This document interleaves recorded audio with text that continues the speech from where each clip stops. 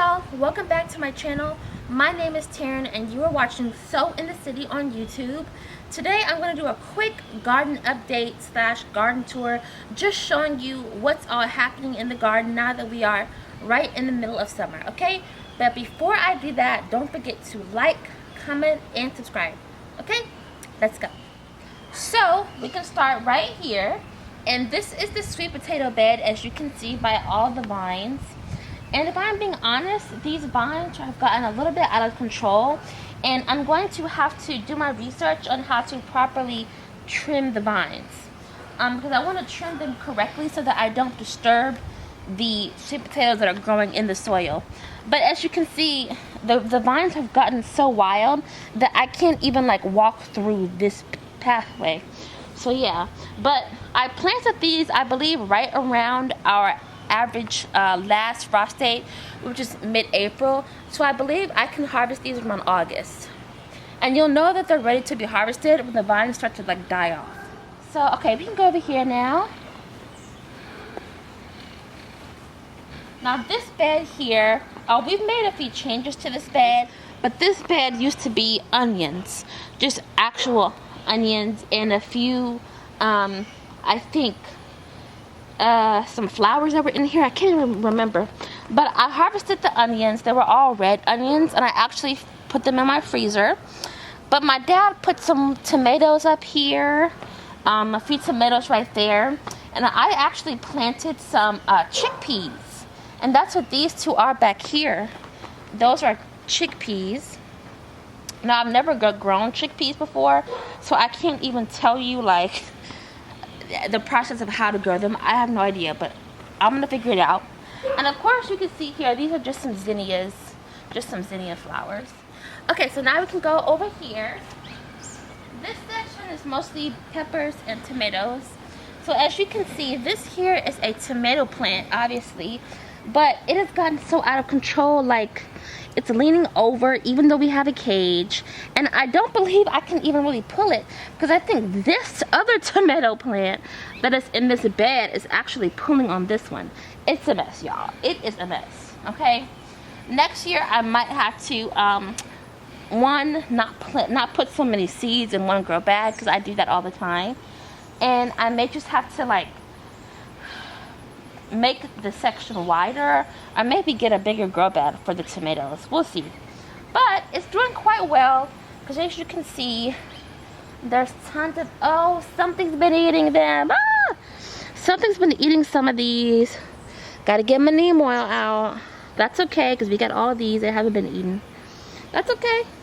It happens. But yeah. So you can also look at these. Now this is a butternut squash. Again, I've never grown this before. I don't know what I'm doing. It's doing okay. It's just not growing as fast as I would like. We'll see. This is a bell pepper plant. It's growing okay. This one has an actual bell pepper on it. Yay. And a few small ones. That's a tomato plant, but I don't think it actually has tomatoes on it yet. This one right here is the bell pepper plant. It's getting ate up. I'm gonna have to just pull it out, because it's just getting ate up. It's getting killed. Another bell pepper plant. I think that's a small bell pepper right there. Another bell pepper plant. Okay. So many mosquitoes out here. Okay, like I said, I'm just gonna have to stop. Like, my problem when it comes with tomato plants is I put like 10 seeds in one hole, and you get these ridiculously big plants like this. It's insane. So I'm gonna have to learn my lesson the hard way. But there is a bell pepper plant underneath here. Okay, I'm gonna have to actually move that out the way, because it's like I can get the sunlight. And if you can come over here, there's an heirloom tomato right there, a nice beefsteak. Okay, yes, very nice, very nice. And it's hard to see all up in here, but just know that there's some jalapenos and another bell pepper plant mixed all in that bed. Okay? Okay. It is a jungle. Like, oh my god. And then you come over here, another jungle. Ridiculous. There's some more little cherry tomatoes mixed all up in here. I planted these plants a lot, these cherry tomato plants, because they're supposed to be disease resistant. Excuse me, which is why I planted so much of them. But there's also, now these are way too close. I'm just realizing this. This is like a pepper plant right next to a tomato plant. But if we can, I don't know if you can even see if there's any jalapenos on this one. Let me see. Oh yeah, right here. Perfect. Yay! Awesome. Well, there we go. And that's really all that's happening in this bed. But that I will say that I have a lot of sage. I'm gonna harvest the sage maybe tomorrow after work. I'll just come by and harvest that sage and sell it. Now you can come this way. So, like I said, we're right in the middle of summer, so the garden is a little messy, and that's fine. I actually like it that way. But as you can see, this is the squash bed. So if you look from this angle, the squash looks pretty good and healthy, and it is. But if you come around this way, you'll see that the squash is kind of at the end of its life cycle, because it's getting kind of ate up at the root by what's known as a squash bug. There's really nothing you can do to prevent it, you know, but put some diatomaceous earth. But you know, those bugs are relentless. We've gotten a lot of squash harvest, and I'm very grateful for it. So, and I don't know if you can see this one. There's a little squash right there. A little squash right there. And most of this is yellow crookneck squash, I think is what it's called. So yeah. And then right here, we have 2 different kinds of cucumbers. And I'm probably going to have to spray these leaves with some neem oil too, because I see some holes in some of the leaves. But we have 2 different kinds of cucumbers. We have Boston pickling cucumbers, which is what it sounds like. Those are cucumbers that you can use to pickle, to make pickles. And then we have another cucumber called silver slicer. I only planted that one because it's supposed to be disease resistant. I don't know if I can show you some that are actually on the vine, because we actually harvested a lot of them yesterday. Oh, wait, here's one. Right there.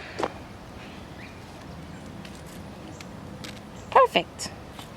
Okay, so yeah, that's what these plants are. I'm very happy with these plants. I love cucumbers and I love eating them. There's nothing like eating a fresh cucumber. It doesn't even compare at all to a store-bought cucumber. So now these are my bean and pea plants. This plant is doing okay. I'm gonna pull it up this weekend. It's had better days. It's a green bean plant. You can kind of see one of the green beans right here, but it's had better days. This is a purple whole pea plant. Okay, purple whole pea. All them ants on it. I gotta spray. But yeah, they're supposed to look like that when they're ready.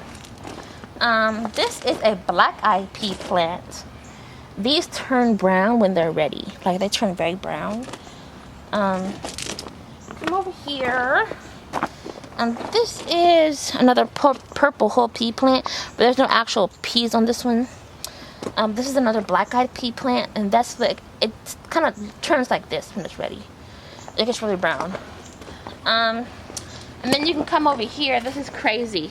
This is like, I put a whole bunch of black-eyed peas in the actual raised bed next to the cucumbers. So that's what this is. And the vines have gone crazy and they're climbing up the whole thing. But these will all turn a very light brown when they're ready to be harvested, okay? So as you can see, they're not really ready yet. But before we come over this side, let's look at this side, okay? Okay, this is our fruit tree section. So this tree is pretty much done for the season. To be honest, it hasn't given us a lot of peaches this year, probably because we had this one outside all winter long and it got very cold. I'm thinking that's it, but it gave us 1 peach. Now this one is our new peach tree, and it's given us quite a few peaches, but they aren't quite ready yet to be harvested. So hopefully they'll be ready in a few weeks. This is a blueberry bush. I don't even think we have any blueberries on it right now, but that's okay. I think we have like 1. And these 3 trees right here are different type of citrus. One is a lemon, one is a lime, one is a lemon lime. That is a plum tree, something like that. It's my dad's tree. I think it's a plum tree. That one in front of it, I'll point to it for you. This one right here is an apple tree. And as you can see, these don't even have fruit on them yet. But that's okay, they're still very young. This is a hibiscus tree. I love this. It's my newest one. Very beautiful. Beautiful flowers. Everything needs to be watered. So if it looks a little dry, that's why it needs to be watered. And there is a tree back there that I didn't show you, but it was just a avocado tree. Okay? Now you can go back this way and look at the melons. So, this is our melon area. This is such a beautiful plant. I'm going to have to put some neem oil on it as well because some holes in it. But this is going to be I think it's a honeydew melon plant. But the vines are climbing like crazy. We're just still waiting on some fruit to actually show up. I think there was like 1 or 2 fruit in here. It's just hard to see because there's so much. Oh, right there. Yeah. Oh yeah, right there. Perfect. That's a cantaloupe and or a honeydew melon. So you can actually look in here. Now, this one, we had like 1 melon growing on one of these, but we think our garden was a little bit lacking in certain minerals and nutrients, so it turned black.